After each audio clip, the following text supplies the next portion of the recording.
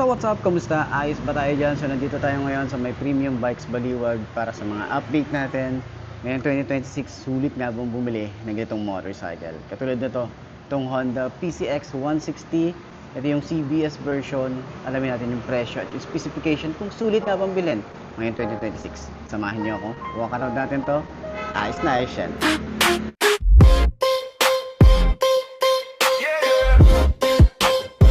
Ay Mark Moto Vibes Review mo, let's go. Pagdating sa motor, ako'y nakafocus. Detalye bawat pyesa, walang sablay, walang bogus. From makina hanggang forma, lahat sinusuri, hindi basta hype. Dapat legit, di puro theory. Horsepower, torque, anong kaya sa kalsada? Tipid ba sa gas o lakas lang ang dala? Comfort sa upuan, handling sa kurbada. Real talk, review, hindi puro pabida. Hindi lang forma, dapat may silbi. Sa bawat ride, dama mo ang ngiti. Kung sulit ba presyo, yan ang tanong. Kaya makinig kay Tortugon. Review ng motor, walang preno, tuloy-tuloy. Hatid ko'y totoo, hindi ka maluloko boy. Sa bawat trailer, bawat andar ng gulong, alamin mo muna bago ka sumumulong. Review ng motor, real talk sa eksena, para sa rider na gustong sigurado sa biyahe niya. From city ride hanggang long ride mode, ito ang guide mo sa daan ng kalsada road.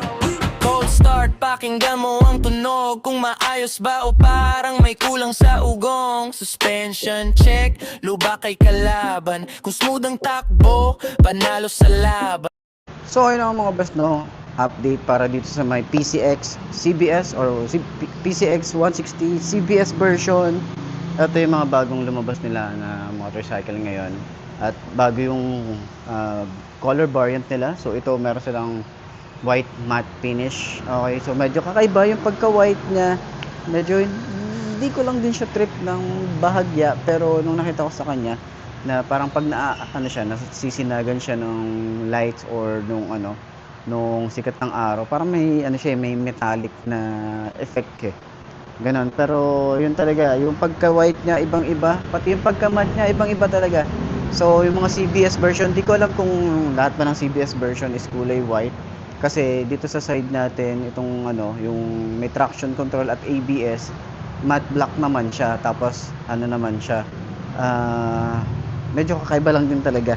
So yung kanyang mugs is naka-black, pero yung kanyang may traction control, kulay brown yung mugs.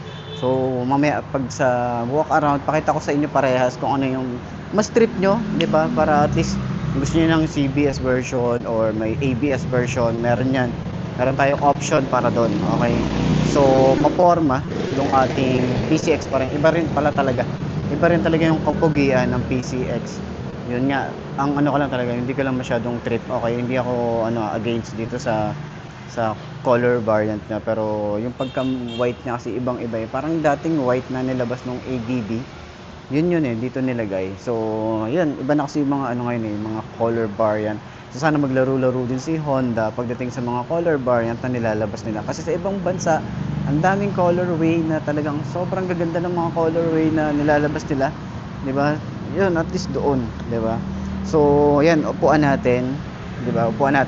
Napakagaan pa rin ng motorcycle na to. So siyempre, kung sa papugian lang din naman, panalo rin tong PCX na to. Poging-pogi rin to.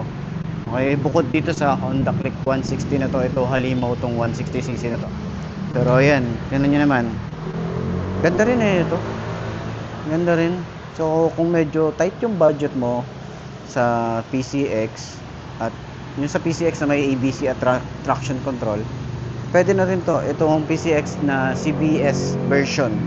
Okay, ayan napaka-komportable. Kung gusto niyo ng comfort talaga, tapos pang long ride, talagang pang malayuan talaga yung gusto niyo, itong si CBS version, pwede to. So kung marunong ka naman talaga sa braking system, and hindi ka madudulas kahit sabihin niyo naka-ABS ka or may traction control ka, kung hindi ka naman or balasubas ka sa daan, sisemplang ka. Hindi hindi safe din na sabihin na porket naka ABS or traction control, eh hindi tayo mag-iingat. Mag-iingat pa rin talaga tayo.